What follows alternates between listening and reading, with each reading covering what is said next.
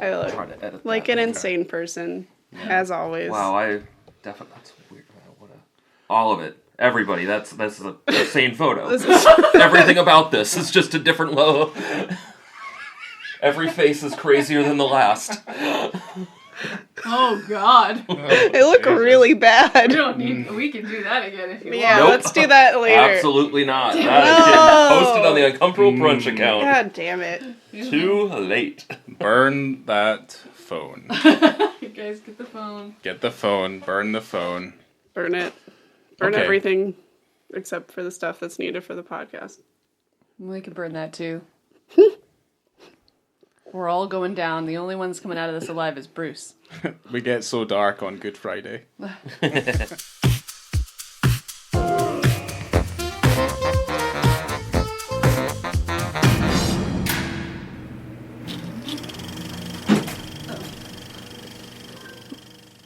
Oh!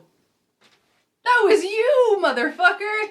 So who's messaging me? Me. I just Josh. Fuck. Oh, god damn it, Josh. tried Tagged us in this stupid... Oh, no. Oh my god, and you use like a filter that makes me look even crazier? You're a monster. I mean, now you have to figure out what the Uncomfortable Brunch login is so that you can delete it. Oh, he's got his freaking squeaky No, toy. I'm just... Yeah, Bruce, stop it. Hey. Always listens to me. Well, hello there. Welcome to On the Beat, the podcast that uncovers full frontal male nudity in cinema. My name is Laura, and I am joined by some of our favorite people for a momentous occasion. This is our 50th episode. So, yay! Yeah. Yes. We're Bruce. here. We're Sit here down, with bud. my co-host Ryan. Yes. We have Josh Hey there. and Katie. Hi. Oh my gosh. Wow. What a lukewarm intro that turned into. I'm struggling because every time we start to try to record this, the dog freaks out. Well, he's I'm been going to asleep. blame that it's like that we just finished watching today's movie and you were just like dick exhaustion. Like you. Yeah, So there's, many- There's a lot of penis. Yeah, there really is. Not enough. Like a lot of, really? Wow. Is You- this you the most needed- dick you've ever had in a movie that you've done an episode on? Yes. Yeah. Yeah, it's definitely the most amount of penis we've had in one showing.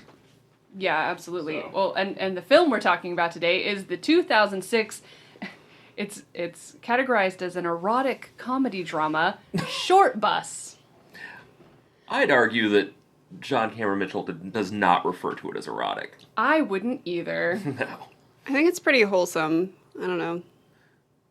Well, we'll get into the whole thing about it. I think that erotic insinuates that it's maybe classy pornography, in the sense that it's meant to arouse. Correct. And I don't think this movie's meant to arouse. I don't think any part of this movie is meant to be arousing.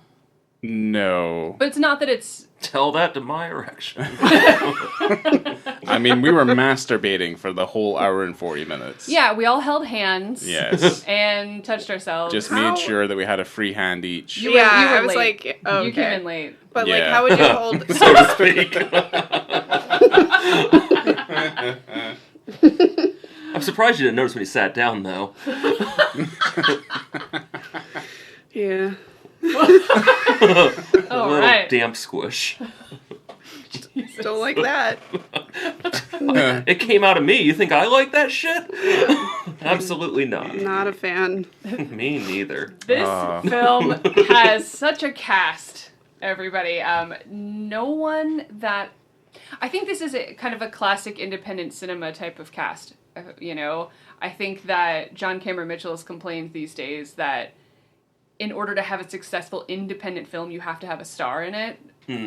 And he's like, I don't know if I could have made this film now. I mean, it was hard enough probably to make it and market it then. So there aren't big stars in this movie. It's like a collection of audition tapes that he put out there, and like, I don't know, like a theater troupe of cool kids hanging out and seeing what would work.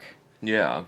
So it's really interesting how he put that together. But Suk Yin Lee, Paul Dawson, Lindsay Beamish, and PJ D-Boy are some of the stars of this film.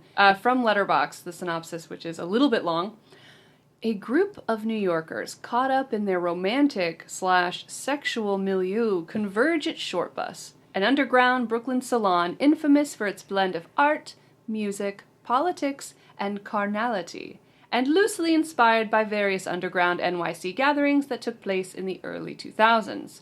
Here, gay couple Jamie and James meet Seth, a young ex-model and aspiring singer. The synopsis doesn't even mention, Sophia. Sophia, who's kind of the focus of the film. Right. There's a synopsis for you. Sophia, who is a couples counselor and also a kind of a sex therapist, has never had an orgasm, and she goes on a journey to find her orgasm. That's a synopsis for you. That's there you true. go. And she meets a lot of friends it's along an the way. ensemble piece, so I don't know. Yeah, there's a lot going on. Kind of like the Love film- Actually, in the sense that you have like these vignettes of people, but they're all connected in some way. Yeah. But It's basically a Robert Altman film, is what we're trying to say. Yeah. Yeah, it's shortcuts, except it's the short bus. It's Yeah. shortcuts with dicks. Yes, pretty much. Yeah. That's it. Well, we're not talking about Robert Altman. We're talking about John Cameron Mitchell. Take it away, Ryan. We are. Right, here we go. So, John Cameron Mitchell, he's a 2-time Tony Award winner. Oh. And he's like a modern day Renaissance man, or at least that's what I would think he is. He's kind of like Russell Brand. What? Because he's a Renaissance man as well. You Same think with so? Really? Same with James Franco. I would agree with that. Along with Isn't he a James Renaissance Franco. man? Wait, why are James you comparing? Franco's done fucking everything. Yeah, Yeah. but I So what don't is think a we Renaissance- should talk about James Franco. I don't want him to be He in a exists. category. Well, it's not- and he does a lot of shit. Yeah, but I he's mean- he's a creep, so I don't really want to talk Yeah, about because James we've never discussed creeps on this podcast before. Yeah, I but mean- he's not even in this movie, so we don't have to talk about him. Well, that's okay. I was talking about Renaissance men. Well, what is a Renaissance man? Does it mean Renaissance man is someone who is like a specialist in a whole lot of different areas, and you'll get this idea when I list off all of the things that this man John does, and he's an actor, playwright, screenwriter, singer, songwriter, producer, director. That's a lot.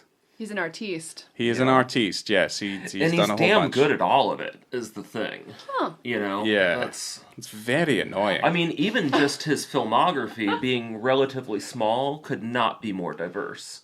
The 4 No. films that he's directed could not be more different than one another. Well, Hedwig and Shortbus, at least, are Yeah. similar in tone, maybe. Well, his filmography, in terms of like his acting and things, he's been in a lot of TV, and there's like maybe too much TV to kind of mention.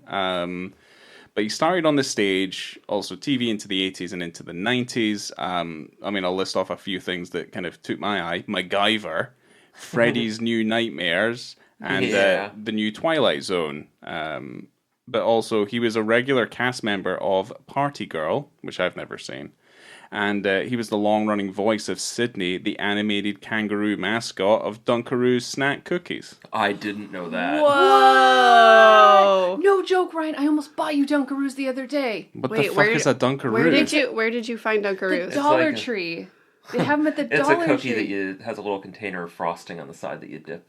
the You cookie dip like into. little kangaroo shaped. Which Dollar Tree? The one on Colonial. Oh, okay. I'm gonna go there tomorrow. All right, okay. Everyone, if you need to know where to get Dunkaroos and you live in Orlando, that's where you go. You go to the last vestige of where you would buy anything, is the Dollar Tree. Yeah, all of your Yeah. nice, almost expired items. Exactly, yes. It's like, where'd I you love get the your Dollar food Tree. from? The Dollar Tree. I think, well, if you need to survive and you want a 50-cent DVD, you go to the Dollar Tree. If That's you true. want to Yeah. survive. Exactly. You can get... Weird. Well, it's not only that. You could get some near-spoiled food. You can get the Tupperware to seal that food into there so it lasts a little longer, but then also get something to entertain yourself. I've also got a chocolate cross sitting in the fridge Nice. as well. So, Saving it for Sunday. Yeah. well, I was gonna... Yeah, I mean, I was Or gonna... at least tomorrow when it's not Yeah. being used anymore. Well, it was... Yeah, you gotta wait till they take him off the cross to eat the cross. Oh, do I? Yeah. I don't celebrate those things. That doesn't interest me. This might not make any sense to anyone who's No. listening to this in the middle of May, but we are recording this a little bit earlier. Today's Good Friday. Today is Good Friday, and it is a Good Friday. It is indeed. It is. We're all hailing our Lord and Savior. Our Lord and Savior, John yes. Cameron Mitchell. But no, to be fair, I was going to put the cross out into the Florida heat and just watch it melt. And just see what happened. Kind of like a spoiler. Noah's. I know what happens when chocolate melts. It just gets messy. It'll be You gross. used to do it in like the grass. Ew, or on the concrete. Chocolate on the concrete. We could do. I It's mean, I supposed to don't rain know. in the next few days, so it won't be there for too long. Yeah, I don't know. Well, I'm hoping it's not some sort of like sacrilegious thing that I'm kind of doing there. But I Tell don't me know. about his movies. Okay. For crying out loud. So- Melted chocolate. So other than he was acting and he was voice acting, he also acted in a bunch of films. Some that I've kind of noted here, not all of them. Band in the Hand from 1986, Misplaced from 1990, Book of Shitsy. This is what happens when I write things down too quickly, and I can't even read the year here. Is it the Book of Laid? Anyway, it might be the Book of Laid from 19 whatever. And then he also was in a Spike Lee movie called Girl 6 in 96. Oh. Yeah, so That that was was my call girl, right? yes, he plays he's played prostitute in that movie, maybe, if I remember rightly. Either a prostitute or something else. Either way, it was something sexy. But yes, he has directed some films, and that's obviously what we're kind of pertaining to here. So first up, we have Hedwig and the Angry Inch, which is 2001. Obviously, the movie we're covering today, which is Shortbus in 2006. That's followed up by Rabbit Hole in 2010. And lastly, it's How to Talk to Girls at Parties from 2017. But there's also some TV pilots, there's some short films and stuff that I've not mentioned here. And there's also something that isn't in his filmography, but it's definitely on the Letterboxd, is that he's part of a Sigur Rós compilation, visual DVD or whatever. Okay, that makes sense. Him with like 20 or 30 other visionary directors or whatever you would want to say. But yes. So Hedwig was his feature debut. Yes, it would have been his first That's movie. cool. That's a good one. Yeah, he also stars in that movie as well. Yes. He also, I didn't know that. I didn't know that. Well, there you go. I That's just really what. liked that film. Yeah, it's really wild to think about that he made like this rock opera and then followed up with this ensemble comedic drama that has unsimulated sex acts in it. Yep. And then Rabbit Hole is a PG-13 movie starring Nicole Kidman and Aaron Eckhart, and they are a couple who their marriage is slowly, or not even slowly, it's just imploding because their young son died. It is so bleak, but there's nothing offensive in it. It's PG-13. It's just, it's wild that this is the arc of his career when it comes to film, or directing, rather. Very It's just different. Very, very different. Yeah, because How to Talk to Girls at Parties is like this quirky, more of almost a comedy. Yeah, like a sci-fi comedy almost. Yeah, sci-fi comedy romance? Sort of. Sort of romance. I really like that movie as well. Yeah. It's cute. I thought it was very fun. So, Look at that. What an yeah. all-star. Wonder what he'll do next. Yeah, I don't know. It's hard to say. Yeah, I mean, he doesn't make movies that frequently either. I mean, 4 movies in 22 years. From what I saw, he has nothing coming up In that he would be production. making. Yeah, he's got nothing kind of going. But I mean, yeah, How to Talk to Girls at Parties is also relatively quite recent in comparison to some I of know this he's other been stuff. working in television a lot. He's been directing a lot for streaming services. I think he had something for Paramount Plus, if I recall. There's He's not a a showrunner on it. He just did a few episodes. yeah, there's a shit ton of stuff that he's like. There's a lot of things that just haven't aired yet. That was a lot of the things in the filmography. That's why I didn't really bother writing them down. But yes, he's got it. Yeah, I think it's either on Paramount or it's on Showtime. I think that one that you're talking about. But yes, that is him. Yeah, let's just get into Shortbus, huh? I thought I'd seen this movie, and it was up for debate up until we watched it today. And no, I had not seen this movie before. It's not something you easily forget. is like not seeing Shortbus. I forget a lot of things you would find. You forget seeing a guy come in his own face and start crying? Oh, I've got such a good story about that scene as well. But I saw that. I like that you qualified. You said made sure to say scene. But I saw that in real life, and it was just as traumatizing. Wait, you watched a guy try to give himself a blowjob? I saw a guy give himself a blowjob. Cool. Oh, because this guy didn't really succeed. No. No, he got his lips on there. He did. Yeah, and but does he eventually. there was no, like, it was just a A tip. kiss. it was just a little tip kiss. And then he Yeah. masturbated That's- into his own mouth. That's all like you he- need. Yeah. I mean, You're obviously. putting in too much work, I'm thinking. Yeah. The What? guy I saw in real life, he did it a lot, and it was not cool to watch. I thought it was going to be cool, and it wasn't. It sounds cool. Was this a friend of yours? It or- was a someone a friend of mine was dating at the time, and he thought it'd be a cool trick to show us all at a gathering. That's cool. There was a few Huh. of us there. Yeah. Man, my life is so boring anymore. I used to have stories like that. Now I only have memories of them. I don't have memories of them because I was usually blackout drunk when that stuff was happening. So, Yeah, I don't. It's quite a thing.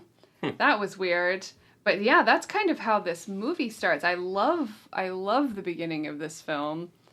It's this nice introduction to all your characters, but in these really intense sexual acts. situations. Yeah. I like the fact that we have, like, what would be drone footage going through the city, but it's just, like, really poorly done, like, CGI. I like Of it the because it city. looks kind of like an oil painting. It I did, do like yeah. it, yeah. Yeah, but it's just like, all right, this looks like 90s video game. Like, that's what it looked like to It me. looked like a papier mâché model of New York City with like little LED lights in the houses, and they're also photo accurate to their positioning of where they would actually be in New York City as well. So I don't know. I like it.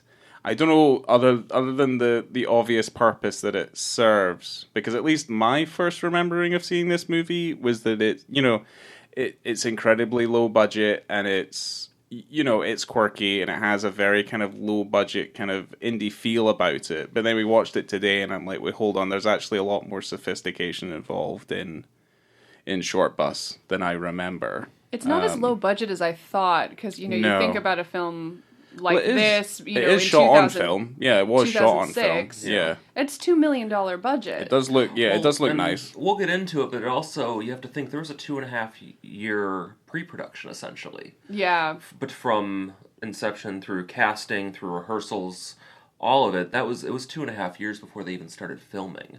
So there had to be a certain amount of money there. I doubt that all of these actors were rehearsing for 2 years for free. No. No, that's true. Because I know you have probably a better understanding of how it started, but from what I understand, like during the auditioning and casting, any interested actors, they were basically asked to submit like a 10-minute video of them describing like the most important sexual experience they ever had, and then he got like 500 tapes back, and had to go Yeah. through all those tapes. Yeah, they put up a website that I think it got upwards of like 500,000 views. Whoa. Of which 500 people submitted audition tapes.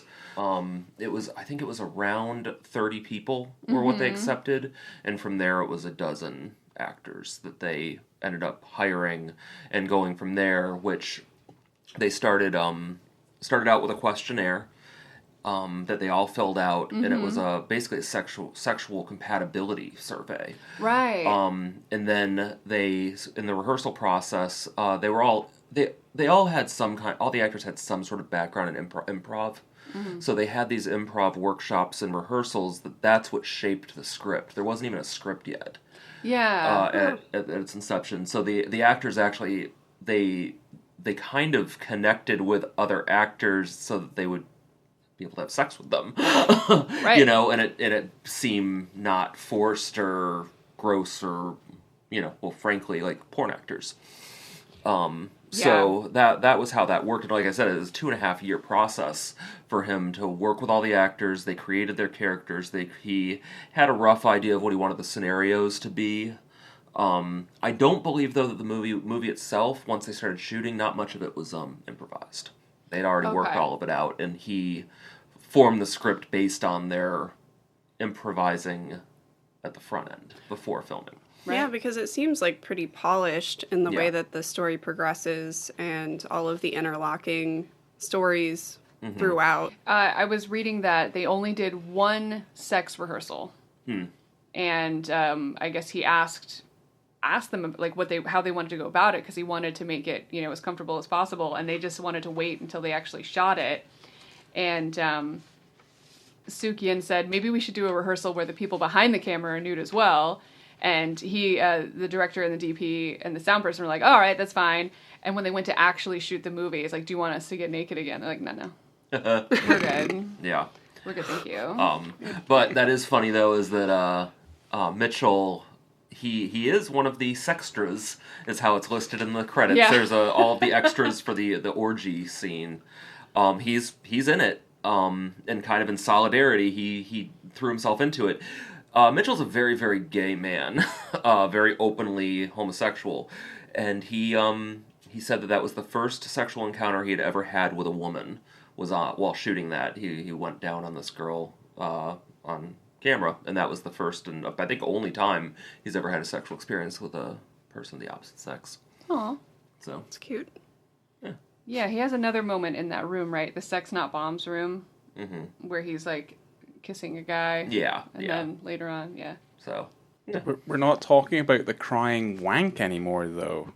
Oh, happy to. Yeah, so the first shot is, we learn his name is Jamie for, like, later, but he's in the bathtub and he's filming himself peeing in the water. That's, like, the first time that we see him. I didn't even realize he was peeing. Yeah. Oh, yeah. Yeah, he's peeing in the tub, You can and see he's filming it. Yeah, the water goes a little bit yellow. There's a little dribble that comes out of his It's just wingus, yeah. Yeah, So wasn't focusing on that. and then we get introduced to Sophia and Severin, and then when we go back to Jamie, he is trying to suck his own dick. yeah. Like trying to get his thighs on top of his forehead. Yeah, just like doubled It over. over, yeah. I love that. I love when he's kind of doubled over and he's using the bookshelf as leverage for his legs to kind of push his legs over his head, and you can see his feet kind of like kicking little toys that are on the bookshelf, like little toy cars and stuff, and he's just really trying to get the legs over. And then they have that neighbor from across the way. Yeah, keeps spying on him and watching him on a camera. Yeah. Jimmy Stewart over there. Yeah. Well, the whole intro, I mean, it's obviously full of dicks and it's full of sex and all sorts. It's got this kind of these circular interactions that all kind of come into play as the story goes on. Everything that starts to kind of come together. Yeah,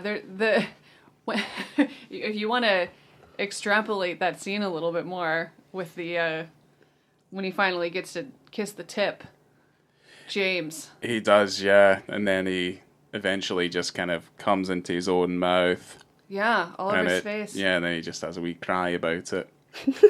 I get it. Yeah. You think you'd be happy you finally Well, got there. here's the thing. When I was No one's happy when comes on their face. He came directly into his mouth. Definitely nobody's happy with cum in their mouth.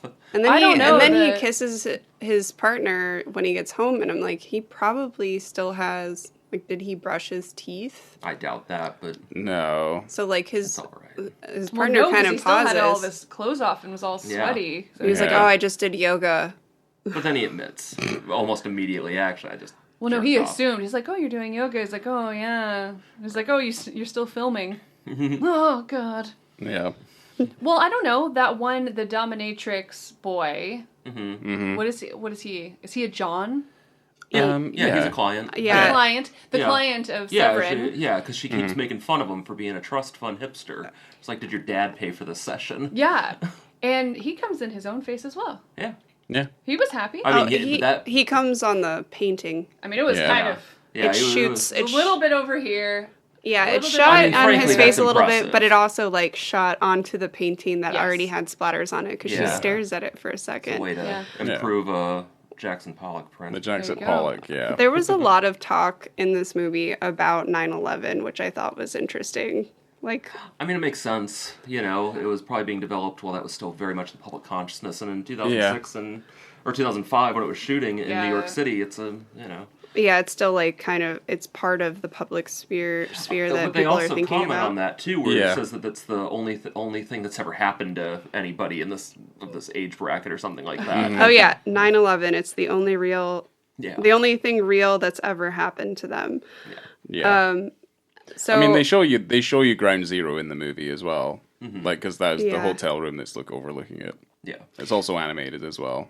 So yeah, so whenever Severin's with the trust fund kid in that first scene, he asks her the question, "You're taking a picture of yourself at Ground Zero. Do you smile?" I really like that because I've been there 2 times. And every time I've gone, I find it so weird. Like I went with my mother and my older brother, and my older brother was really into going. I'm like, why are you? He's so anti-establishment, like anti-government, and I know that has no connection whatsoever. I'm like, why do you care? Is there a feeling? Yeah, like because I think a lot of people associate a certain feeling of patriotism. Yeah, I'm like, why do you care to see? Why do you care to see this? Like when you and I went, Ryan. Like I was a little bit more like, okay, like you're. So you're like an annual pass holder. Yeah, I do have an annual pass to like a national park. It's like Disney. One World Trade Center. I want to go on the one ride they have. I did it. I like that the Gen Z kids that weren't alive for it, or whatever the generation after that is now, that's very prevalent on social media. Alpha. Is that what they're called? They're called Alpha? Generation Alpha. Gross. I don't like Even that. dumber than awful. I thought. We have to crush them. They didn't make it. No, I know. They didn't make the name. But I still think it's kind of funny that they're so disconnected from it that I do see 9/11 jokes on social media now. I kind of get a kick out of that. Oh, wow. Yeah. Because they're just so detached. Yeah, they don't. I mean, it's like. Frankly, like think about when you were 17. Would you have hesitated to make a joke about Pearl Harbor? I guess I wouldn't really have thought about it. Right, but I mean, you wouldn't have a moral opposition to it. You wouldn't be shocked if you heard a Pearl Harbor joke. I'd probably make more jokes about like JFK or something. Sure. Yeah. Yeah. Totally. That's definitely what I would have joked about. I mean, to be fair, that's Laura's go-to humor is JFK? the JFK assassination. Yeah, I really like making JFK She assassination loves jokes. good old conspiracy theory humor. Yeah, I'm a Yeah. big fan. Mm-hmm. Back and to the left. Yeah. Oh, God. Like birds aren't real. I had a friend who had a business trip to Dallas once. Uh-oh. And he was so excited that he realized that Back it was in going 63 or whenever it was. It was 63, and this was in 2013 that he had this trip. The 50th anniversary of JFK getting shot.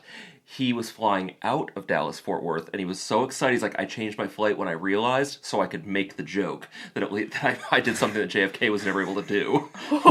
Leave Dallas Fort Worth on that date. I can't remember the exact date. November. November? Okay. November 23rd, I think. Okay, November 23rd. Wow. I mean, that took some commitment. I'm really proud of him for that one. Like, that was a joke pretty much for me, I think. I don't know, like, who else did he... I don't know, this guy didn't really... He wasn't a comedian. Let's put it that way. He called me super excited. It was just for you, Josh. Yeah. Yeah. There's a lot of things that we'll say in front of Josh that really we know we couldn't say in front of anybody else. Huh, that's sweet. Yeah. That's Yeah, good. it's probably the And same then we for say me them too. on the podcast. We say them on the podcast, and then we broadcast that podcast Yeah. to Yes, we do. I millions. did Yeah. recently just apply for a job, and I had a friend Yeah. call me. He's like, your social media is private, right? Oh. Yeah, but my businesses aren't, and I've kind of made a career out of being offensive. Yeah, I've had that problem as well. Yeah, my parents probably listen to this podcast. I don't know. They listen to like everything that I do. Well, I also edit it, so it's okay. We'll see how far this goes. Yeah. I love the opening to this movie.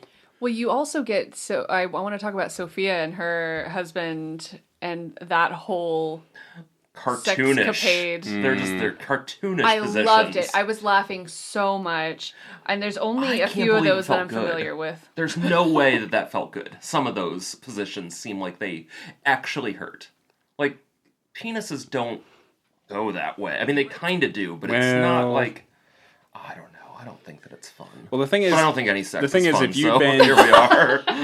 if you bend the dick too far in a certain direction, because this happened to a friend of mine, he snapped his banjo string. Oh no! So he was having sex with someone. They were on top, and the person came down hard, and it missed her, obviously her vagina, and it came down on it, and it snapped.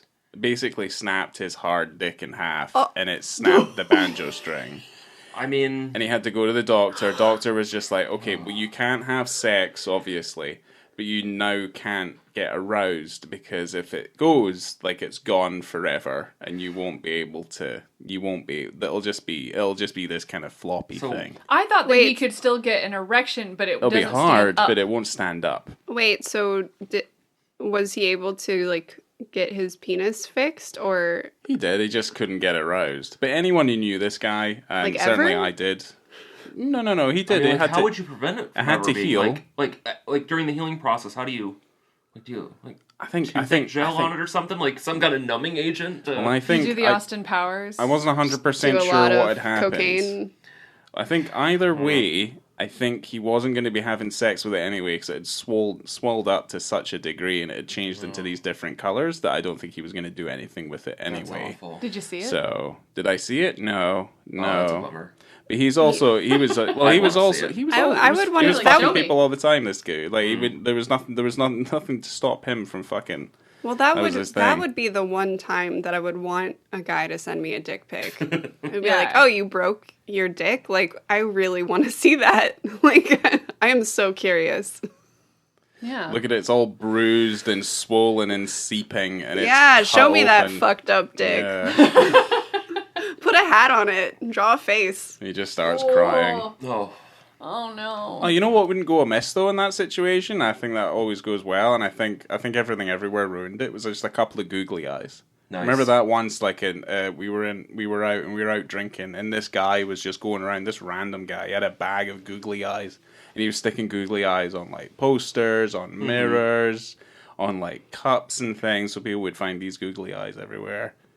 I've got a good photo of I think it's like the Thriller poster for Michael Jackson, and it's just got a couple of googly eyes on it. Yeah, just looks like those eyes are constantly looking at you, like it would be in real life if it was Michael Jackson. I used to work for the Orlando Shakespeare Theater Company, and there is, throughout the lobby, there are murals that have Shakespearean actors, illustrations of them, and they're life size. Oh. And I was walking around there one day, and they're you know, you don't look at this, you know, you stop noticing things if you work at a place. Right. Somebody definitely went through there and put googly eyes on all of them. And it could have been up there for a month. Nobody knew. We were like, none of us could remember looking. And it was, yeah. But yeah, there you go. I Some don't know. googly-eyed crim out there. There is. They need to arrest him. Yeah, bring him to justice. I don't know if I have anything more to say about that initial sex scene. Well, I do. Oh, go. I do. Well, that whole intro was my introduction to the movie as a whole, because I didn't see the movie in its completion until 2 or 3 years after it was released. What does that mean?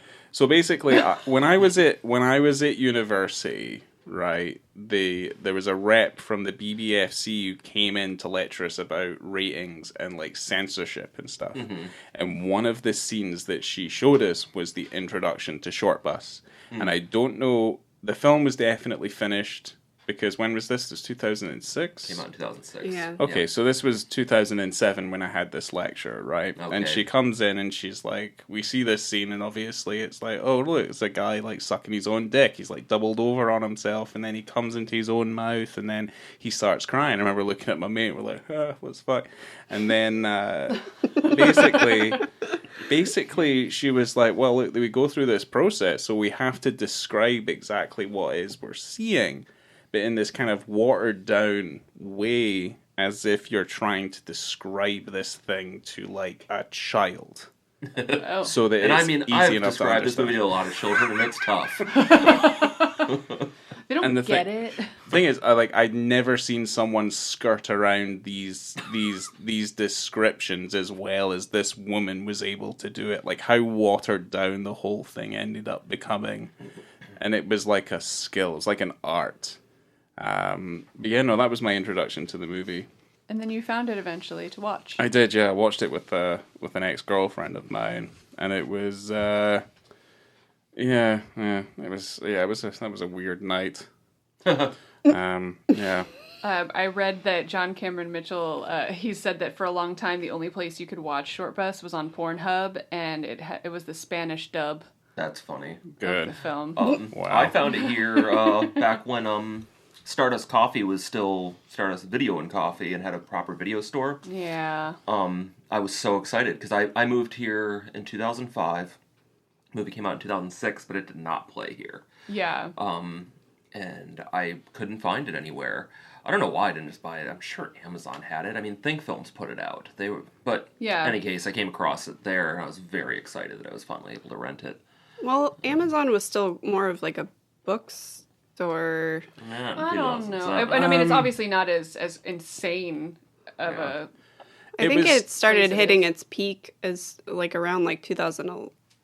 I would agree with Katie in that at least back in the UK, Amazon was not the place you went to go buy your DVDs. I either. think I mean, even I think still that- in 2006, right? You're probably still going to like Circuit City and Best Buy. Sure. Like Oh, that's Well, that yeah, was the thing is that, definitely. that I feel like that was the only outlet that would sell unrated Yeah. or NC-17 Right. films. Well, I'd have to go to FOP or I'd go to HMV or I would Oh, buy I've heard things. HMV, yeah. I would buy things full fucking price from a place called Play.com. And they had literally everything, even like Region 2 stuff that was again like double the price. Sure. That I'd have to pay, well, Region 2, I mean Region 1. yeah. That I would have to buy from overseas.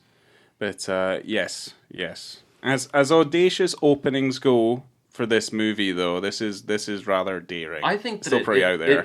it does a really good job at setting you up for what kind of movie you're about to watch. Yeah, it does It not is- fuck around. It's Yeah. weirdly sweet for how incredibly graphic it is. And it manages to touch on all that in the opening 5 minutes with these 3 different stories. Yeah. Yeah. Or 4 different stories. And I don't know, it really kind of touches on like, oh, you're about to watch something that's actually not going to be upsetting. At least No. I don't think so. Yeah, because you have, like, James is obviously having a hard time. You can Yeah. tell he is a sad man. And then you have, Severin, who's also conflicted Yeah. and having an I interesting... think everybody in this movie is pretty Yeah, they're pretty- melancholy at least. I mean, they're Yeah. very sad people. Not tragic, but I mean, Well, but they've everybody got- in their early 20s is fucking sad, Yeah. I think. Yeah. A lot of these characters are coming from having relatively quite troubled pasts, where they're kind of either dealing with, Yeah. I was a prostitute, or I think I was abused when I was younger. They're kind of dealing with these quite deep-seated issues. But I guess like where you guys say, oh, it's quite melancholic. It's quite nice is like the community that they're a part of. Like the whole Shortbus community seems incredibly inviting. It's not derogatory, Yeah. It's where anything goes. Which but I it don't- means that everyone is welcome. Right. I don't know how true this is for rural areas, but I feel like that's something that a lot of people certainly in our age group, can relate to as far as living in a suburban area. That you find your people at that age, Yeah. and it doesn't necessarily have to be a sex party, but No. you I think start to break away from what you were and establishing that what you want to be is okay. Right. I think it's... I lost my train of thought, but I think it's a nice group of people, and you at first, like, because you kind of follow Sophia in there, and you're looking at it through her perspective in a way, and it's a lot. Like, there's a lot happening. It's super intense. But then when she gets more comfortable and she goes there more often and makes it her place, Right. you also, like, I don't know, for me, I also saw places in there like, oh, I would probably hang out in that room, or I'd go hang out with these people. And Yeah. everyone kind of has their own little groups, but they're all together. Super supportive, nice, lovely group of people. Yeah. In this movie club, art house. Right. That has live music and also little sex party as well. And I mean, I don't want to speak Never for ending. I don't want to speak for everybody that's had the for what their youth was like. But I can say for myself that even though I've become more mature and I certainly, like, I don't drink like I used to and things like that, I don't regret that period of my life where I did have a bit of kind of felt a little more adventurous with the people that I spent time with. Right. You know, I think about getting integrated with the Will's Pub crowd and how that just became it. I almost used to, what I actually used to describe it as is that as a recovering Christian, which I hate that term, but I do think it's kind of funny. But, you know, as someone who is an atheist who used to be a Christian and had always kind of felt like there was a bit of a void from losing that sense of community because, frankly, I think it's sort of bullshit what we're creating it for. I always felt like that was that replacement. Yeah. There's a sense of like calling it church almost, you know? It's sure we're sitting outside drinking too much, smoking too many cigarettes, not talking about anything of consequence, but also some of the deepest conversations I ever had were at 1 a.m. In that bar culture. It's wild, you know? Yeah. So I think that's something that I just think that a lot of people at that age you can relate to that. Oh, yeah. Yeah, I guess that's the thing about the movie is that it's very much a kind of exploration, and it's very much this kind of, the insight is that it's this inclusionary environment, because there's another way for this film to have gone that feels very kind of quintessentially New Yorker, where it does get a little bit darker and is a little bit kind of crueler. Yeah. But at least in the respect of this, it never goes that way. Like it's actually pretty remarkable that there's no subplot, no tangent anywhere that addresses rape or anything like that. I mean, they kind of allude to characters maybe having experienced that in their past, but there's nothing about that in the community. No. Yeah. Which I think that, because it may be one of the most sex-positive films I've ever seen. Yeah. Yeah, You know? definitely. I do like that they have, like, the tagline that they introduce you to whenever she enters the club, because she's like, oh, like, I can't orgasm. And he's like, well, this is a salon for the gifted and challenged. Yeah. So all are welcome here. And I don't know, it was like a great introduction to this quirky group of people that we were about to get to know. Yeah.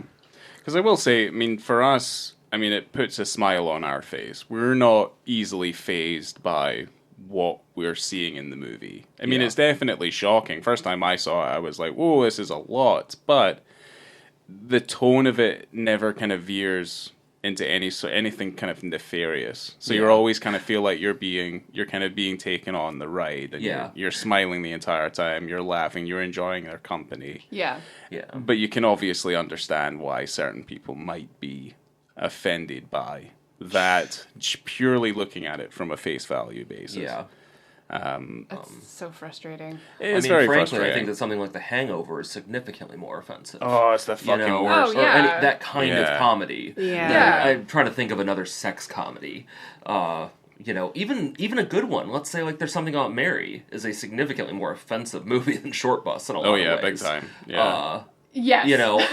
It's... And I mean, they're two very different kind of movies. I know that it's not fair to equate the two, but it could have gone that route. If it would have been more slapstick and stopped being realistic, it would not have been nearly as pleasant, I don't think. Or gotten as much of an emotional rise out of me. It just kind of feels as if it comes from, the stories, the characters, the way that it develops. It comes from a place of feeling quite real. Like, these people are real people dealing with real things.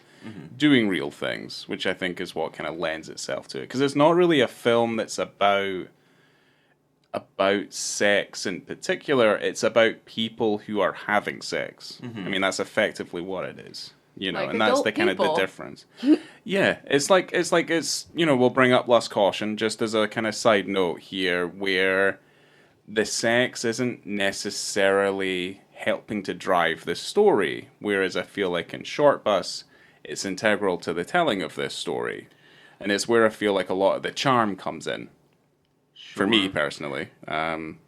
There's an interesting quote here that I pulled that Mitchell had to say. I mean, I have a few here that I jotted down because clearly his critics had addressed the unsimulated sex acts and was that necessary? Right. Which I think are valid questions, actually. I really do. Yeah. I'm not super satisfied with all of his answers. But this is something that I found interesting. Someone accused him of making pornography, and he says, I define, and most people do too, pornography as devoid of artistic intent. The purpose of pornography is to arouse. I don't think anyone got sexually aroused watching this film. Then he says that we kept reminding people that it's not pornographic, it's not a film meant to arouse. We try to de-eroticize the sex to see what kind of emotions and ideas are left over when the haze of eroticism is waved away. There's a certain provocation we had in mind with this film, but more important than that, we wanted to use sex as a metaphor for things that were, perhaps, universal. Themes like connection and love and fear. We just thought the language of sex could be used the way the language of music could be used in a musical. And that seems like a pretty valid answer to me. Yeah, I have like along the same lines, someone asked him, couldn't you have told the same story without the explicitness? Mm-hmm. And he's like, they don't ask me whether I could have done Hedwig without the songs. Why not be allowed to use every paint in the paint box? Yeah, that's where I start to be like, Like, yeah. It's kind of, and I know, because you don't have to put the P in the VG, like, you don't have to do that. Yeah. But, you know. I know that you're going to eye roll here because I know your feelings on the man, but I think it's a reasonable comparison. Uh-oh. I sometimes wonder, like, why I love Bad Santa, but apparently... apparently Billy Bob Thornton was, in fact, drunk in a lot of those scenes. And I've always wondered, like, is that seems like, what's the point? You know? I agree. What is the point? So, I don't know, I mean, he equated it to, if an actor cries, why don't we just use menthol drops instead of having the actor cry for real? Yeah. I don't think it's the same thing. No, it's not. I don't. No, it's not. But you're also, if you're setting up a film such as this, he's doing something here, Mm-hmm. So he's doing something, and from the beginning, you have everyone involved in this particular type of, experiment, like this film experiment. Like, what can we do? It's different from any way I've ever seen or heard of someone making a film, like super collaboratively and kind of getting everyone together, and everyone made made the story, and he wrote the script. So it's interesting. I also wrote this thing. I don't know if you read that as well, Josh, about kind of talking about how you had a lot of sex in films, like kind of from like the late 80s into like the early 2000s. Like it was maybe more sex prevalent in our films, right? Mm-hmm. And then he likened it to like 9/11, like kind of after 9/11 as everything started to drop off in a way. And he was saying that he feels like porn kind of owns sex now. And he's not, let me just say what he said. He goes, yes, I'm not saying that they should in reality do, but in terms of sex being presented on film, mainstream or even independent film has forsworn it. There's too many people saying someone's being exploited and consent-based issues in intimacy. Imagine an intimacy counselor on the Shortbus set. Imagine a Shortbus intimacy counselor would be like, may he put his arm inside you now? Is that okay? So, yeah, it is getting more difficult to do something like this. Yeah, I think maybe in America. In America, I would yeah, say but I mean, definitely I in the think this US, is specifically pertaining to America because this, and we've talked about this before on this podcast. Yeah. This type of film and a lot of the films we talk about, no one would bat an eyelid anywhere else, like in Europe. Right. It's not a thing. It's just a film. Yeah. Same with this film. It's like, and we're not just singling out the US either. I'd say the UK is definitely guilty of this as well. The UK has shows on at night where they show dicks and stuff on TV, like on regular television. Oh. Well, and like in the 70s, like in their like newspapers, they used to have like just titties everywhere. Well, Page 3 stopped by the early 2000s as well. That's what it was. Basically. That was the Yeah. early. Oh, it was Yeah, 9/11. that was our 9/11 when page 3 came over. There's, I think in terms of just Western cinema in general, other than say like European cinema, which I feel like is kind of separate from Western cinema, just in general, is a prevalence of conservatism that has really kind of taken over the cinema landscape in general. I feel like we are very much focused and concentrated on how little we offend people with the content that we put out there and the way that we are creating things now. So really anything that is, and to say that like porn has taken sex and they now own that sex, even porn itself has completely evolved over the decades to become something that's completely different from what it was in the 70s. As Sure, well. I mean, you know, just simply access. The fact that Yeah. any kid with a cell phone has access to literally any sex act instantly. Yeah. You know, and I'm so far from prudish. I do wonder if there's going to be some sort of backlash on that psychologically. I'm not opposed to the idea of pornography, but I'm not quite sure how great it is for sexual development for even for an adult to have just unlimited access to literally anything whenever they want. Yeah. That's not owning a magazine or even going to a theater or owning a VHS tape or whatever. They're, you know. Well, there's proven studies out there that if you watch porn 2 or 3 times a week, they class that as being a problem. What? It means that it means That makes me think of that that Joseph Gordon-Levitt movie, Don John. yeah. Yeah, where That he's movie- just yeah, like that constantly movie's watching not great. pornography. Yeah. Well, Laura, there is only so many videos of girls getting stuck in things and being found by salacious men who take Oh no, I'm advantage stuck in of this them. window. Yeah. Oh no, I'm stuck Oh no, under my this underwear came off. this double bed bunk ladder for some reason. Yeah. It's like, right, okay. Don't kink shame me. It's the 50th episode. We have to push the boat out here. We have to start revealing our deepest selves. Oh Yeah. no. So I did have a question. So when they're in couples therapy, the Jamies, and they meet Sophia for the first time, and then is it James who's the one that's suicidal? Yes. Yes. So James is talking about being a lifeguard, a jacuzzi lifeguard. Yes. Yes. And I was thinking to myself, like, why is this necessary? And then a man is just like floating dead underneath the water. I had so many questions about Yeah. that man that was dead in the jacuzzi water, because how often do they shift change the lifeguards? Like, whose fault was it? When was that guy in there? How cloudy was that water that you didn't see it? It was Exactly. just It's a little filled bubbly. with bubbles and semen. Like that's Yeah. That's at like the Y. It wasn't on the... those men were Well, then if it cruising. was Well, at the I mean, Y, if the Y it is was- Sure. it was definitely come in the definitely water. full of semen. If it's at the Y. Yeah. Yeah. Huh. Or experience or with the Y are or very old man's skin. Yeah. Yeah, because it seemed like he had just sat down for his shift when that happened. And so that man had probably been under there for a bit. Yeah, and he pulls him out of the water, and he's like trying to give him mouth to mouth, and I'm like, no, friend. Mm-hmm. Like, there's no way that guy would have been super pruny. He was probably super pruny. It's like, yeah, it'd And be he like, had sunk. well, it's like when Jack Nicholson pulls that woman out of the bath in The Shining. That's what I would have expected it to look like. But yes, Ew. yeah, he wasn't a very good lifeguard. All the like the But bottom I of don't want to the blame the him for bottom the of death the of that man, because you don't know, again, when's No, the if you shift did- change? If you didn't No. see it when you sat up there, semen or not in that pool, if you can't see a dead body floating at the bottom The of your guys didn't see it in there? jacuzzi, not like in a...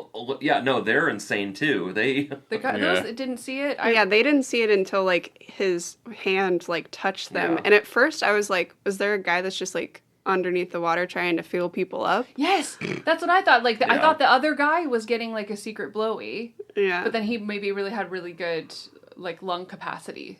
Like, he was under there for a while. Sure. Yeah, that's what I thought at first, and I was like, "Oh wait, no, that's a dead guy." Not expecting a dead guy for sure. Anyways, Being a lifeguard was- is really hard, you guys. I was just I used to be a curious lifeguard. about the need for a Yeah. jacuzzi lifeguard. Were you able to see through the water at a jacuzzi? I never did a jacuzzi. And I don't really think there's, well, obviously there is a need for it. Or maybe just a jacuzzi guard, you know? Just someone kind of keeping an eye on it. You don't need a lifeguard. Well, you just need like a big stirring stick or something, just so like you could just like it is man soup. Just like a poking stick. just a poking stick. Anyone down yeah, there? yeah, poke a stick. Just to let them know, just to see it's like, all right, okay, there's nothing there. Gotta make sure that your carrots are stirred into the soup. Yeah, exactly. The I old like that man. sentence. Yeah. Well, there's more soup later because they go into that deprivation tank as well later. Yeah. Oh yeah, there's a lot of people soup in this movie. Yeah. We discussed this while the movie was playing. Are you able to go into a sensory deprivation tank with another person? Like, if you're renting the space, do they have, like, doubles? I don't know. I've never been in one. I've never It seems either. like it would be insane to do Well, that. I thought Yes. it defeated the purpose of going in there. Yeah. I loved it. I want to go in there with friends and hold hands and just have a nice float in a chat in a dark tub. But then I feel like it would echo. I think Yeah. I think it would echo. I think you're just supposed to stay there in silence in the dark with all of your senses turned off. Yeah, you are supposed to sensory Well, I couldn't- deprive yourself. Well, exactly. Not have a But chat then and a you touch. start talking. Yeah, maybe not masturbate. Yeah. Try and not person. masturbate. Yeah. Masturbate Try your with a best to. friend. Yeah. I don't I mean, know we if I couldn't would. stop masturbating. Especially the way she masturbates. I don't. Yeah, what she does mashing was like shit. really. It hurt to watch her try to do that. I don't know what she was doing with her hand. Yeah, I don't know either. It was going to be really red raw down there all the time because she's always trying to get off and she's doing it wrong. Yeah, She I has all don't. those tools as well. She has dildos, she has vibrators, she's got little eggs with a remote control. All she needs is like a little bit of like lube, and just work in there. Yeah. Yeah, you don't need to rub that hard like you're a DJ. Yeah, maybe work up too. I don't think DJs push real hard. I think that they would damage their record. Yeah, Maybe they- she should do it like a DJ. Yeah. Yeah, I've heard people call it the dirty DJ. Fucking So wreck that clit like your Grandmaster Flash. Yeah. Here's the I message. don't know who taught her that, but I think that's Not the whole good. idea is that nobody taught her anything, and she's No. not. But like, experimented. how is she a sex therapist if she like doesn't she's a couples therapist. a couples counselor?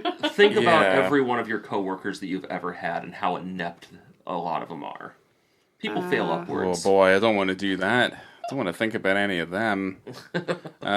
Yeah, no, that is. yeah, true. Well, hold on. We're now slowly starting to unravel certain things about this movie that maybe we didn't realize at first. No, it's fine. You sure? You sure we're okay? We can just Yeah, bypass this moment. Let's talk about Jennifer Aniston. Yeah. See, I did like her. Yeah. Yeah, she's Yeah. really good. Severin's Severin. real name is Jennifer Aniston. I like Sophia's response being like, well, there's enough room in the world for two of you. I think that's very funny. That's a lovely name. I thought they had a nice time until that it got really weird between the two of them. The egg incident. Yeah. I like that we keep mentioning the egg, because I think We that do, we need to yeah. address, I think, one of the most clever references in the entire film. Please. Yeah, and Please, it's you a guys. call. It's a callback to another Uncomfortable Brunch film. It is. There's print on this She has this vibrating egg. It's remote controlled. She inserts it in herself. Gives the remote to her husband, for him to be able to control. And it has written on it, in the realm of the senses, which is Oshima's film In the Realm of the Senses was 1976. Japanese. I know Karida. Nagisa Oshima. I think it's 76, yeah. Yeah. Unsimulated sex acts in it. And there is a scene in it where the woman takes a raw egg, uncracked egg. He sticks it in there. Yeah. Because she starts freaking out and she's like, "Oh my god, Right. it's going to crack inside of me." He's like, "Just like relax your muscles and it'll Yeah. pop out." My dad watched that. Vag poops it out. Yeah, My dad watched that movie with us. Yeah, he was did. there for that. Oh, wonderful. It was great. That movie's real good. I think that movie's Do you have that pretty movie, great. Ryan? I don't know. But I it's do. not I'll it's borrow not you, borrow it. There's It's- definitely peen in that. it's not the only movie out there that has a vibrating egg in it though. No, it's Do just tell. It's not a vibrating else? egg in the realm of the senses. No, it's not, It's but- just a regular egg. just a real egg. But there's also Shinya Tsukamoto did a movie called Snake of June from 2002. But that film, the tone of that film is far different from what goes on in Shortbus with the I mean, vibrating the egg. tone of In the Realm of the Senses is pretty dark. It ends in a Yes. very violent way. It's not a pleasant movie. No. No, I don't. Oshima dear. wasn't known for making No. making friendly, lovely films. Yeah. So- It's not a. You, I mean, you don't feel good after. Clearly, you've never seen Merry Christmas, Mr. Lawrence with the laugh track on. I mean, David Bowie is hilarious in that movie. Certainly when he dies. What? What? Spoilers from that film from however many years ago? Well, who It's hasn't? been dare you. 50 years. Yeah, it's been forever. How dare you? Because I mean, even Ryuichi Sakamoto passed away this week. Or he died at 71 of cancer. Yeah. He was the star of that movie, and he also did the score to that movie. Rest in peace, sir. He can't hear you. No. Oh, vag poop. Pooping out eggs. Pooping out Anything eggs. else you want to say about the egg? No, you know what notes? else? You know what I've got something to say about is that this is fucking 2005, and that guy has a DV cam mini DV deck that he's fucking using and editing his fucking movie with. This James fella, Yeah, he must be independently wealthy or something. he or must got- have a fucking he's shit not. ton of money. Or maybe he has like rich parents or something, because that's not a No, he cheap was piece of equipment. he was an escort, so he had. And what was the most amount of money he ever made on a job? $389. $389. Yeah. I mean, maybe he just had like, you know, He was just 78 independently jobs wealthy. that week. Oh, He was yeah. able to buy a deck with it. It's weird. Yeah, I mean that's disposable income. Like even I wouldn't even fucking buy. I would just use the camera. I just connect the camera to the computer and then Yeah. do it that way. You wouldn't just buy an individual deck. They're like fucking $800 something bucks. Those fucking things. They're still expensive now because they're so rare. Yeah. So I mean, good for him. But yeah, I don't know. It pulled me out of the movie a little bit. They That's had a the only nice, thing. they had a nice flat, so maybe the jelly bean boyfriend had a He had a head like a jelly bean. Yeah, had he a did. nice amount of money. Oh, because he was a child star, his boyfriend. Oh, that makes sense. Yeah, Oh, he was living off right. residuals. That's it. He bought yeah, it because for him as a there were gift. people that came up to him and quoted his show back at him, like, Well, What he was. it? "I'm What an albino," No, he or was something the, like that. Yeah, he was the star of the Reverse Different Strokes. Yeah. Yeah, that's what it was. I can't remember what the show was called, but it reminded me of reverse, like Different Strokes. I don't remember the name, but the name of the show sounded real. It was a good name. I don't think. It was. Yeah, well, I think that was the point of the writing. It was that it was meant did to a good sound job. real. Yeah. He did a good job. They did a good job of writing that shit down. But yeah, I like when the guy who was actually He was the wasn't Gary actually Coleman, albino, yeah. but he was very pale, and he came up to him and said, "I'm albino." He's like, "Yeah." He's So like, "No, am I I." really am." I do think it's kind of. I did read that Suki Lee, the actress, prior to doing these sex scenes in this movie, she actually didn't know that female condoms existed. She was like unaware of their existence. Not like never used one, but in the opening she's having sex with her husband, and they wanted obviously on set to be safe, but they thought that it Yeah. would seem very strange if the married couple, he's wearing a condom and it's clearly visible. So they used that, and she said it was just absolutely surreal for her. Everything about it was very strange. So she's like, I didn't know it was so big. It's like she referred to it as a circus tent inside of herself. Yeah, it's kind of like a balloon, Yeah. isn't it? I've only seen them, like I've seen them in real life, you know, in one of those sex ed classes, like, oh, here's your options of Yeah, how you to be kind of- safe. And I didn't quite understand it, and I've never used one. I've never seen one. I've no idea what they look Oh, like. yeah. Yeah, I haven't got a I've clue. only seen them on like in the sex ed books and stuff. I've only but- seen it in the porn I watch. How? Oh no, the part of it is them being put on. Oh, Oh, lovely. Oh, yeah, no, that's not. None of that's They true. would have to put it. I was like, they would have to put it in. Yeah. I'm not a weirdo. That's not true. It's fine. I had a friend Your commitment to this bit, you just abandoned it That's halfway. the line for me right there. People thinking I'm a weirdo because I watch. Hold on. I took the story too far, but it's fine. This is funny, right? Yes. Okay. That's good. I also do like that her husband in real life is a cinematographer, not on this. Yeah. But, she said that she felt weird, like that he knew it, like he was really supportive. Apparently, that's a good strong marriage. Yeah. Are they still together? That is the question. I have no idea, but I would assume if they broke up, it probably wasn't because of this. Potentially. Yeah, I who don't knows? know. She almost got fired from her job. She worked for Canadian Broadcasting. She was the host of a show on the radio called Definitely Not the Opera. Prior to that, she worked as a VJ for Canadian MTV called More Music. But they found out she was making this movie, and they were prepared to fire her, and 1 billion people came out in her defense. It was crazy. Gus Van Sant, Julianne Moore, David Cronenberg, Francis Ford Coppola.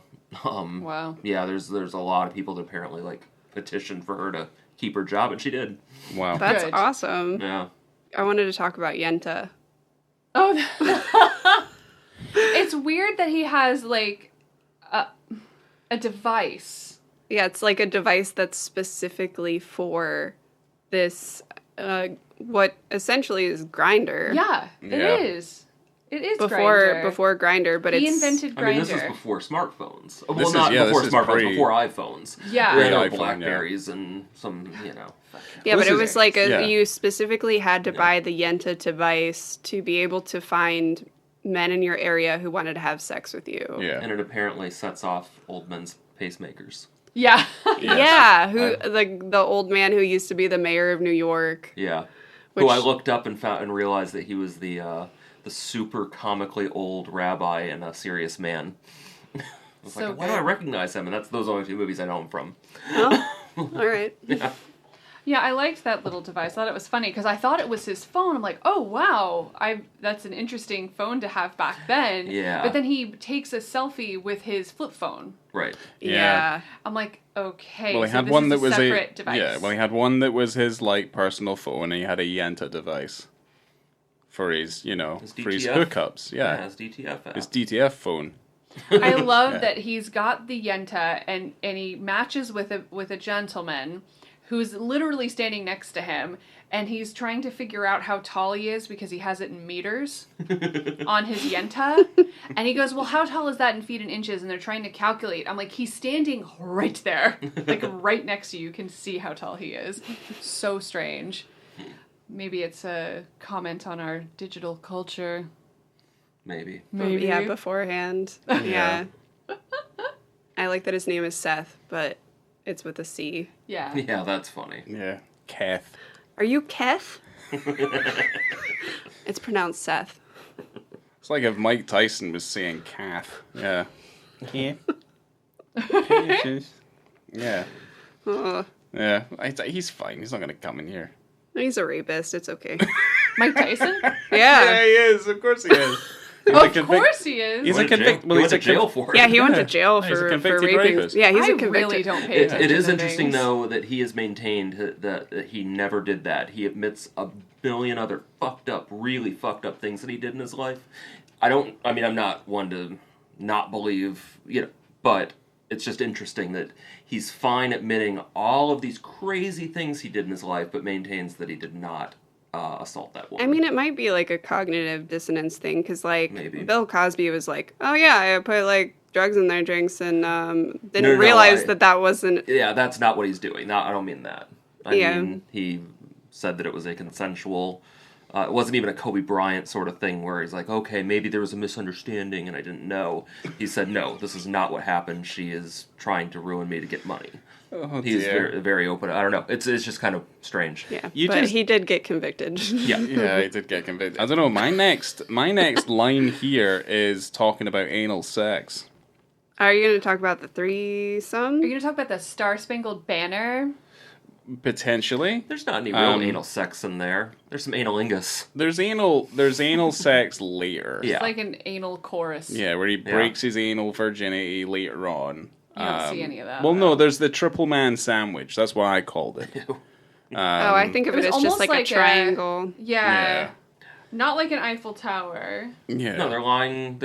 It's like they're lying in a triangle. Yeah, it's like a club sandwich, a man club sandwich. I like before they get into that position, though, when it's kind of like a weird 69 sort of thing, but one of them is standing and singing into one of their assholes while the other guy is singing into the dude's hard dick. Yeah. The Star Spangled Banner at that. It's wonderful. Wonderful really scene. nice. And one of them, I think so silly. Seth, is singing like really beautifully as well. Oh, the aspiring singer. Right. Indeed. Beautiful voice, singing right into that dick. Yeah. Oh, that was so funny. I think that's one of the... that scene very specifically shows how sex can be comfortable and funny. Yeah. I don't, that it's not just passion or dirty, or it doesn't have to be those things. It can just be silly, because it is a very silly act. Of course because it is. they're like playing around and that probably does feel good for someone to sing into your butthole because of the vibrations. But like it's also just like it's also just like interesting foreplay, and then it's just like being playful in that sort of way is like wholesome in a weird way. I don't know. I really liked their throuple that they made together. I thought they were a nice group of young men, and I thought they really liked each other and had a nice time. And then we've got the weirdo across the way just watching them do this really through the window. That would be me. But like I he did not was like like that guy at all. No, I'm he sorry. was If there were a bunch of dudes fucking right across the way from me and I could see it, I am 100% watching that shit. Lower your curtains. But this guy like felt involved in their relationship. He did, yeah. I mean, how could you not? I mean, I had friends when I was working in Miami, and I wasn't there anymore, but we had, obviously there was a lot of high-rise hotels and apartment buildings, and I'd had friends that would go, "You're missing it. You would have loved it. There's a guy outside naked on his balcony," and I'm like, "You're right. I would have loved that." I mean, I've only come across public nudity a couple times, and it's always been a highlight. It's pretty love fun. It. Yeah. There was one time I was driving back from volunteering at Planned Parenthood, which is, the point of that is that it's not necessarily in the nicest part of town. I was getting out of the 408, and while I was sitting at a light to go on, I look over, and there is a homeless man in a wheelchair that I saw in my peripheral vision and didn't really give much notice to until I realized that he didn't have pants on, and he was definitely jerking off. Wow. But he wasn't erect either. It was fucking weird, and it was the best moment of my day. It really just... I had been having hate speech yelled at me all day by protesters, and I saw that guy doing that. I was like, you know what, the world's okay. Did you see his flaccid penis and just make a wish? Oh, yeah. I didn't need to, because my wish had already been granted.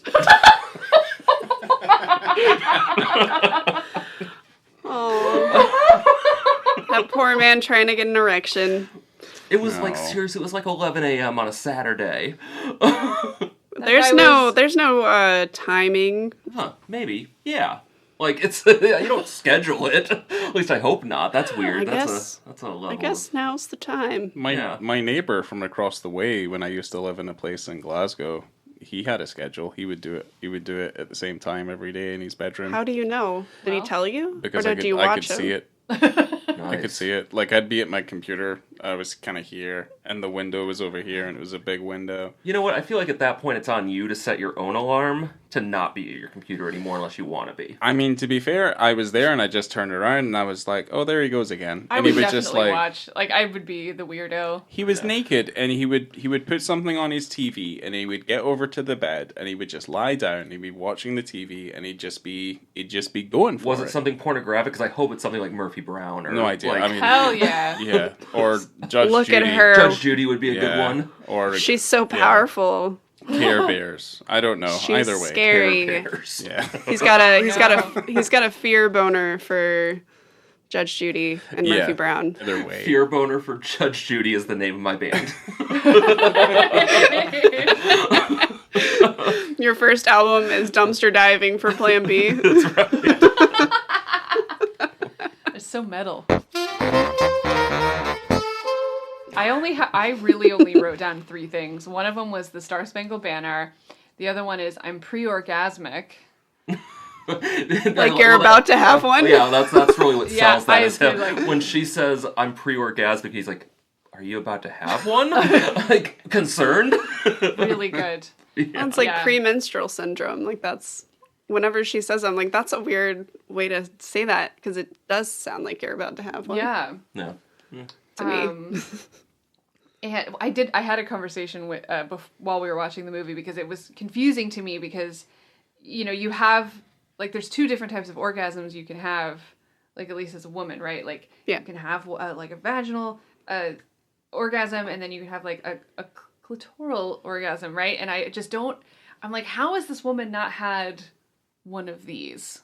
Like, what is going on? But she is, like, throughout the movie, she's trying either way, she's trying to go for it. And it seems like she just doesn't know how One to of them do is it. so easy. She just, I mean, this was early stages of YouTube, so she wouldn't have the how-to videos that we have now. I mean, I just looked up, this is not vetted. I don't know if these statistics are completely accurate, but I mean, how could you not listen to a website called pleasurebetter.com?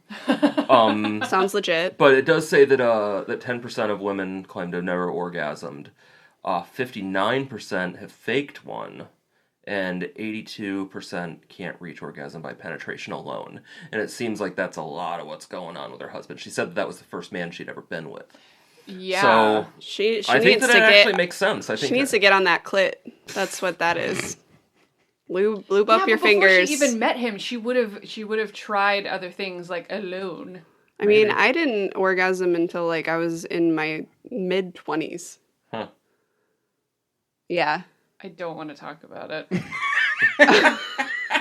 Laura was 6.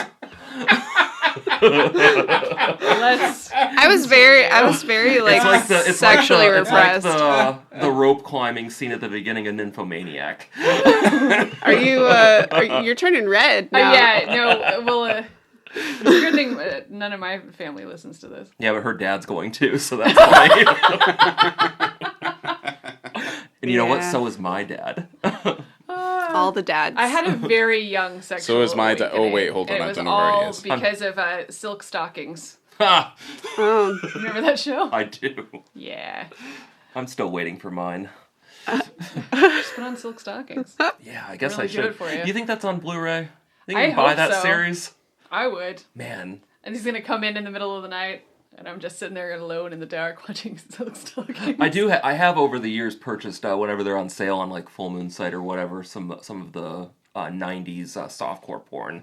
Because I think that's a very funny genre. It's wild. Like, who's it for? It's for 13-year-olds. Yeah. There's nothing penetrative in it. It's all very fake in its simulation. Like, it just doesn't make the physics of it doesn't even make sense. Right. But the music is really great and terrible, and cinematography is ridiculous. I love them. I love those movies. I think that's fair. I almost fast forward through the sex usually because the dialogue is really what sells it. The story, the audacity of having a story in The Erotic Adventures of Jack and Jill is fucking hilarious. Lovely. Big fan. They have to go up the hill to... Wait, aren't they supposed to be like brother and sister? They are. There we are. Are you, I'll lend it to you. You're watching incest porn? I don't think that they're brother and sister in this movie. Consensual incest. Yeah. At parties, I used to get drunk and ask people if a brother and sister are over the age of 18 or over the age of consent, but while she's on birth control, he wears a condom, what's actually wrong with them having sex?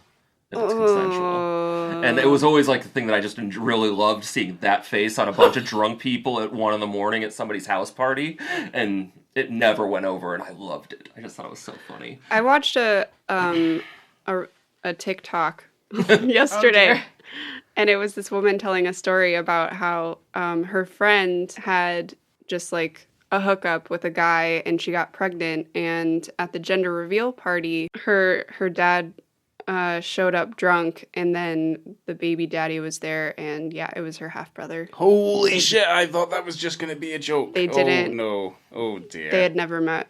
Huh. And, wow. yeah, he was like, son, what are you doing here? And then like the TikTok ended. I was like, oh no. Ew. She's like, and if it's a gender reveal party, she's pretty far along. She's pretty far along. So do you have that like mutant baby or what? Yeah, because she was like, my friend said she doesn't want to keep this baby, and then she was telling me about the gender reveal, and I was like, oh my god, what do you do with that? What would you name that baby? Chongo. What? Oh, that thing's gonna have a forehead like a drive-in movie theater. Like, yeah. I mean, I was gonna call it Toxie. Yeah. Aww. Seamus. Kind of cute. Seamus. How dare you? Yeah. How dare I? Talk about my son like that. My son. Oh dear. I have down that He was sacrificed on some really old stones in like the middle of nowhere in Ireland. So we did a whole ceremony about it. I have a video. Were you right. Is Okay. this, I don't know if you're joking No, right now. it was more like a ceremonial sacrifice. like No. how do you have this on video though? Yeah. How do you? But it was a like. Do you have a plan. TikTok account? It was Because like I think you need to. It was like a plan. One upload, only one video on your account. It's just this one. But it was like plan B though. So did you just like pee on a rock or I didn't like? do anything. I didn't.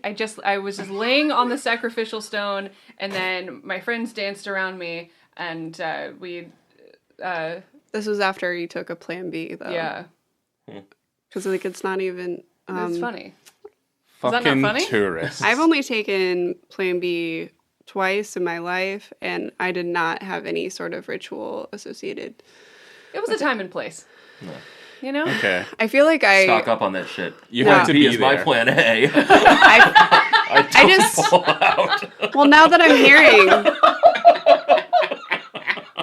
hearing about it, I feel like I missed an opportunity for some There's still time. rituals. There's still time.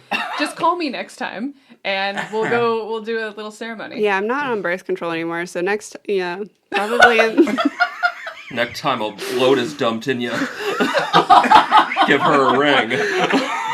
it'll probably be when I'm infertile. At the rate I'm going.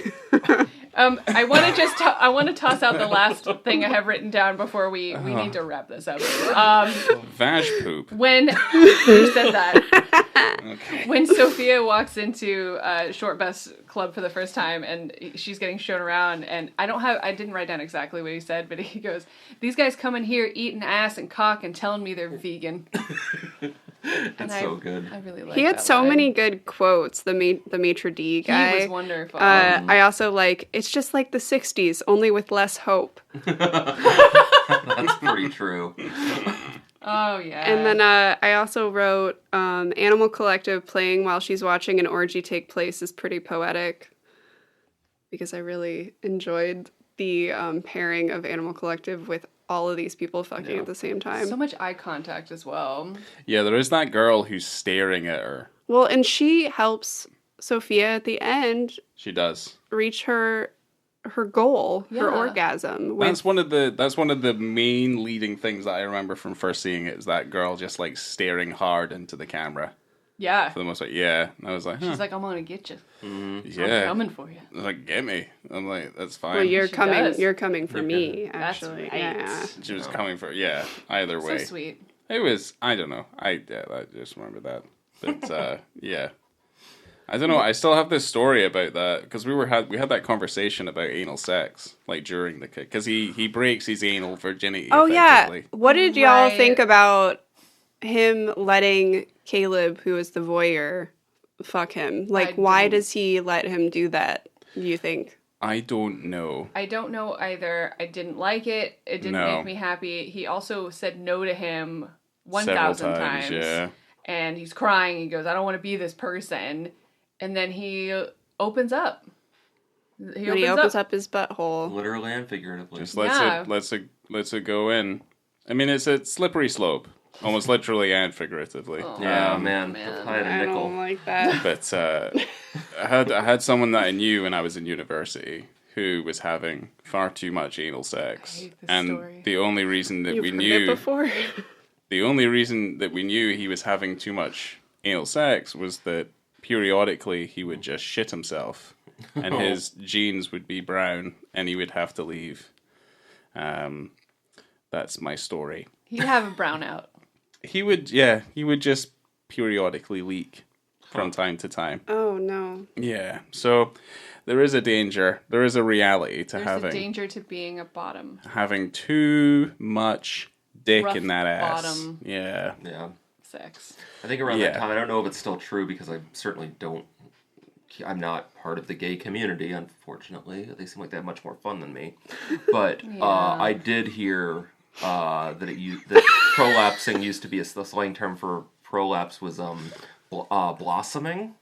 Oh no. I always hear like rosebud. Yeah. But like I I heard think John that's just Waters like a actually referred to it as blossoming, and he was like, "I had never heard of this before." I was like, "Nah, I think you have. You just hadn't heard that term." Yeah. But yeah, it looks like a balloon filled with blood.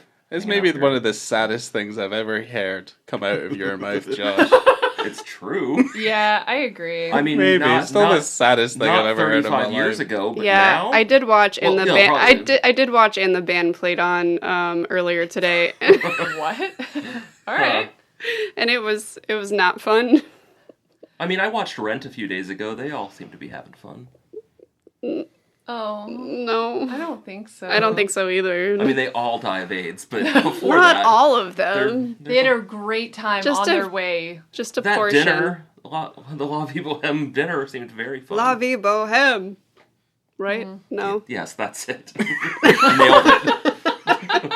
So, is there anything else on our list that we wanted to bring up before we wrap this bad boy up and give our The only ratings? thing that I was going to mention is a funny piece of trivia that's just because Amazon is fucking terrible and this is more proof. Awesome. Is that they submitted this film for Amazon Prime 5 times and got rejected 5 times. And not free Amazon.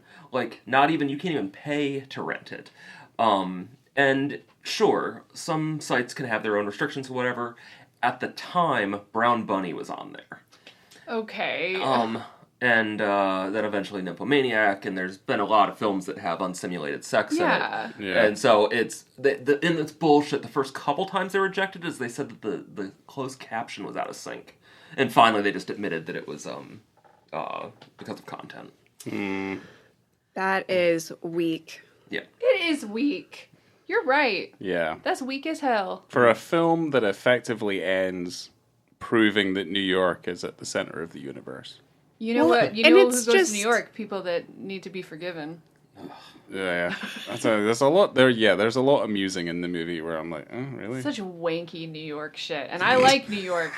I do like New York I as like well. New York, yeah. but like they need to. I said it when we were watching the movie. They need to grow up. Like, get over it. What if I have to leave New York? What do I have to go to? Oh shit! She said somewhere in California. Like Modesto or something, or Yeah. Oh, if I have to leave New York, where do I go? Fresno, that's what she Fresno. said. Fresno. That's what it was. Fresno. Calm down. 2 words. Vag poop. Okay. Wow. I'm proud of that. I'm glad I... It describes it perfectly. Yeah, Yeah, that I'm gonna- that's how the egg came out. I haven't rated this on Letterboxd yet. I've been thinking about it because I really, really like this film. I'm just saying I'm going first. This is me going first. Yeah, in do our it. ratings. Okay. And I think I'm gonna give it. Wait, where am I starting? Oh no, I'm gonna start with visibility and context 5. That's easy. That's an easy one because there's penis, there's casual penis, and as we were saying before, like it's really kind of sex positive and like sensitive in a way to everyone that's involved. There's all sorts of people involved in this film. There's sex just happening. There's people just like being people as well, which I like.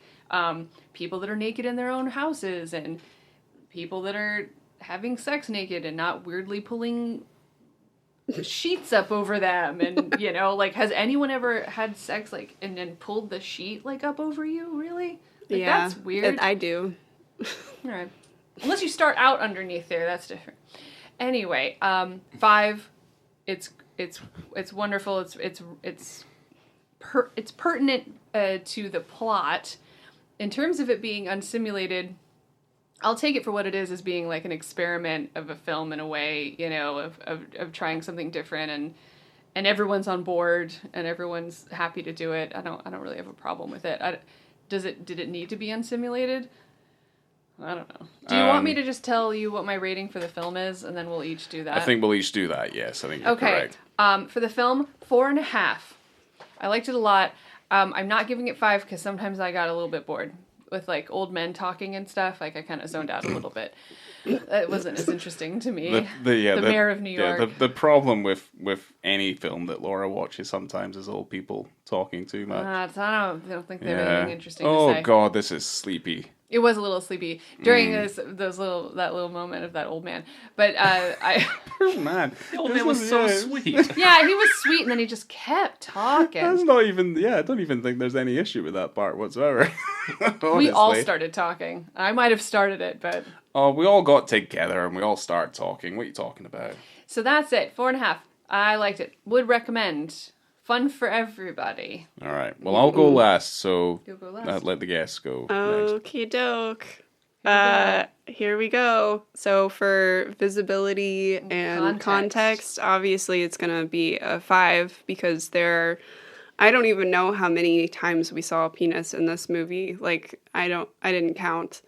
Did you count, Laura? No, I couldn't count, and I was stressed out because I couldn't even make timestamps like I normally would because it's always there. It's ever present. Like, we talked about the movie a bit, and we didn't really, like, we talked about some of the sex scenes, but, like, it's there so much. So it's prevalent throughout, but I think because Katie wasn't there for the beginning of it, like us just watching your face, like as everything just occurred, was far more entertaining. It lit up like Christmas. It did light up like Christmas time. It did. Christmas dicks everywhere. Yeah, I think that it would be more so like it would if you documented the timestamps where there wasn't penis. That would be easier for this film. Mm-hmm. So yeah, definitely a 5 for visibility and context, and then I will give it a 5 as far as just like being a wholesome film with unsimulated sex, which is like, I think this is the only one that I've ever seen that's like this. Yeah. I don't think that the unsimulated sex is needed, but you know, whatever floats your boat. I don't mind old men talking, so. So you give it half extra than have me the extra for that than old man chat. Whatever. And the yenta, I loved the yenta. That was like the highlight for me, good. Like having this grinder device. All right, go ahead, Josh. Visibility and context 5. I think we've addressed why. I give it 4.5 as well. Just because I don't give many 5s in general. No, really, unless it's Clifford or Reanimator. I'm sorry, it's just not gonna happen. This is no Clifford. That's goddamn true. I mean, man, if Clifford had unsimulated sex, oh my god, it'd be my first 6-star movie. Good, that rodent dick. Good grief, man. I never thought that would be anything we ever heard. 10-year-old Martin. Ever. Yeah, you watched something the other day that you gave 5 stars to, and I was like, oh, that's a... Oh, it was the skulls. That was a joke. Okay. I love the skulls. Whatever. Sorry, we're getting sidetracked here from what really matters. I could talk about the skulls for an entire episode of a podcast. I do love Paul Walker, isn't it? I do love the skulls. It is. Yeah. Joshua Jackson. Jackson and Paul Walker. Rob Cohen directed it. Oh my god. Yeah. Any case, so 4.5 stars. Agreed that the sex doesn't necessarily have to be not simulated, but who am I to say? And I've said this about other movies before too that kind of take an interesting or different route than a lot of other films that would have if it were being made by somebody different. I don't want every movie to be like this, but I'm glad this movie is like this. Yeah. It makes Agreed. it unique in a way that like you guys have said before, just never really seen it before. And that's a really rare thing, especially in what's essentially a sex comedy. Yeah. That is a really, really amazing feat to make that interesting and new and make you feel something. You know? Not just bad. You know, like, I mean, I feel bad all the time. I don't need this movie to do that for me. Yeah. Got plenty of reasons to feel bad about sex. So, yeah, that's where I stand. All right. Well, yeah, visibility, context. Well, yeah, I'm going to agree with everybody else there. Give it 5 stars. As for the rating for the movie, Oh my gosh. I mean, I think, yeah, it probably deserves more of a 4, but I think 4.5 just for its originality.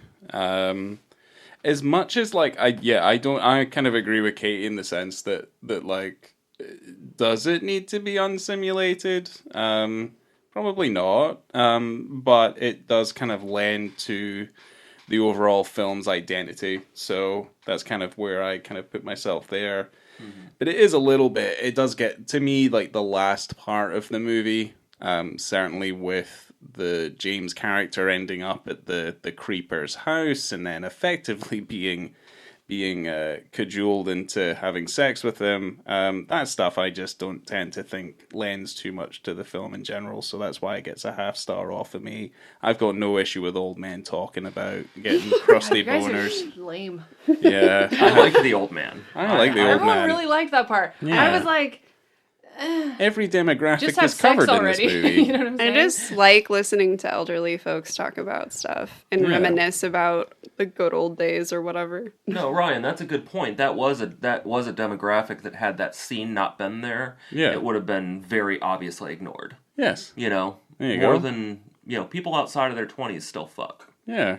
No. Want to. Crusty boners we- still count. So- No, we know that. I mean, Yeah. considering the prevalence of STDs in the, Yeah. but no, I did like that because there are also scenes where there are older folk, including that gentleman, in like groups and just hanging out and chatting and stuff. So like, I like that. I like that there's such a wide range and variety of people that are all like in this community. He talked for too long. That's it. That's it. Okay. I mean, I think everyone falls prey to the fact that like their musings maybe go on a little bit too long in the movie, but at least what they're saying is relatively quite interesting. I like It's New this York. movie. It's New York. People just Hey, kind I'm of the mayor of muse New and York. talk. Yeah, I'm the mayor of New York. You know, like they all talk shite Is that there. that was your New York accent. That was great. Whose was? Yours. Mine? Yeah. Oh yeah, of Yeah, course. yours. I'm walking here. Yeah, I don't know. Like, either way. Well, But yeah, here we are. We made it. Episode 50. Yeah, go sing into a dick, the Star Spangled Banner. I'll That'll be- yeah. Once everybody leaves, I'll find myself on a spot on the floor trying to get my thighs all the way up to my forehead. I can give you an assist. I'll be here for you. Perfect. What a seen fucking it done. sight that would be. Well, got you know you. what? We can. She's seen it done. Yeah, at a gathering. At a gathering. She has, yes. I don't know if that's ever something I would ever want to recreate. No. A real weenie shrinker. So, Well, thank you guys for coming over and doing our 50th episode with us. I'm so excited. This is such a special film to do, and I'm glad that we got to all share it together. Same. It was really nice. It was nice. It's cute. Friends. Yeah, I like that the amount of times I've watched this movie are probably 5 times. 3 of those times have been with a group setting, and I really like that. Oh, yeah, I watched it by myself. Yeah, And it was weirder to watch it alone, I think. yeah, I like watching it with Thinking people. like, oh, my roommates might walk in at any minute. It's fine. This is a really fun movie. Yeah, I it's like agree. really sweet and fun. We've already said it. We're just loving the film. yeah. So, let me see. Coming to you from, I didn't write it down. Let me think. Coming to you from, does anyone have anything good? Like, The Tuck It Away storage facility. go! That's The winner! Coming to you from the Tuck It Away storage facility. I have been Laura. We've got Ryan. Yes, I'm here. Katie, that's my name. That's your name. Josh. That's his name. That's my name. That's my name. Thanks for having us. Thanks for coming over, and we'll see you. We'll see you sooner than the next 50th episode. So can't wait! Yep. Hooray! Yay. Yay to us. Yay. Woo!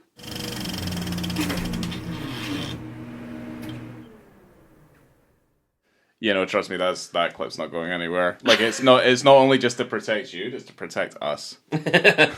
So. I don't even remember how I start this podcast. Hello. Yeah. Yeah.